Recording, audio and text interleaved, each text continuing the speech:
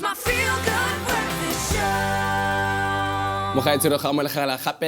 On your Feel Good Breakfast Show. It's time right now for Fagi Malizabona. Yes, we're talking all about financial matters because recently financial news over the past couple of weeks has been dominated by South Africa's looming junk status. Now on Friday, ratings agency S&P Global Tradings announced that they won't be downgrading South Africa to junk status at this point. But now, of course, there is another rating agency that's waiting to make their call called Fitch Ratings, and they could possibly still downgrade South Africa. But we're joined this morning by a journalist from Bloomberg News, Mike Cohen, who hopefully is the bearer of good news. But no pressure, Mike. How are you this morning? Good morning. Very well, and yourself? Fantastic. Thanks. So it's good news that at this very point, we are not being downgraded to junk status yet. But what exactly did S&P Global Ratings' review have to say? Good news. Well, let me start with the good news. Yes. The S&P is happy with South Africa's management of the budget, bringing down spending, reining in the budget deficit, and its ability to collect taxes. Mm-hmm. They also seem to be positive on the fact that South Africa has taken steps to address its energy shortages,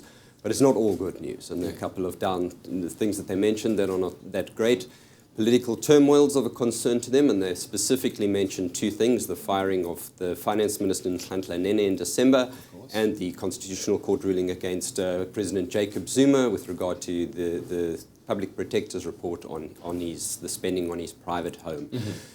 And then there's another big concern for them, and that's the growth rate of the country. The economy is simply not growing fast enough, and that's a big problem. You don't collect enough taxes, and it has a whole lot of bearings on all the government's economic metrics, the debt metrics, and so on, and correspondingly its ability to pay its debt. Sure.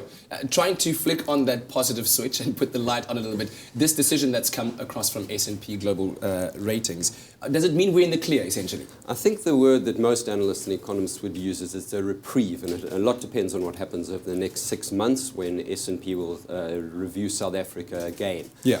Bloomberg interviewed 13 economists in April and asked them what's their view. Will South Africa get downgraded or not? 12 of those 13 said yes. 4 expected the downgrade on Friday. That didn't happen. But the odds are still on that we're going to get that downgrade. And quite a lot's going to have to happen in the next 6 months for that not to happen. Tell me more about that. What actually needs to happen for us as a country and as an economy to be downgraded to junk status? Well, I think if things carry on as they are, and S&P mentioned this, unless South Africa implements the kind of reforms that it needs to get the economy growing, they put the growth rate at 0.6% this year.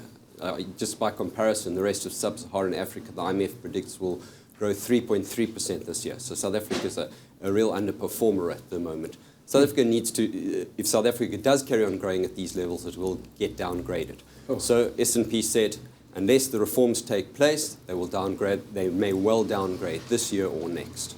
All right, still lots to talk about. We'll talk about what Fitch Ratings might say about our economy a little bit later on. So stay tuned as we continue our money talk with Mike Cohen from Bloomberg News.